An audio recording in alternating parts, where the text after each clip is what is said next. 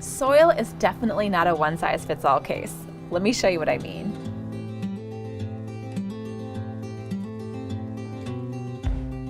There's really nothing worse than working so hard to create the perfect potted plant only to have it die later due to inadequate soil. Traditional garden soil doesn't give potted plants enough aeration or moisture, but you can adapt it to make it work for you. So I'm going to give you the perfect recipe for your own container soil. I've got 4 parts of potting plant soil here. To that, I'm going to add 1 part of sawdust. You could also add rotted sawdust or humus. Then from there, I'm going to add 2 parts of fine composted bark. Then after that, I'm going to add a handful of slow release fertilizer, just 1 handful per pot. Now we're going to mix that.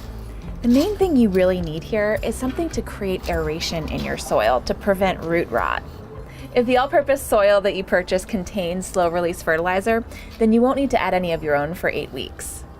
I'd love to know, do you have any all-purpose recipes of your own for your container pots? Let me know in the comments below. And for more gardening tips like this, be sure to subscribe to my YouTube channel.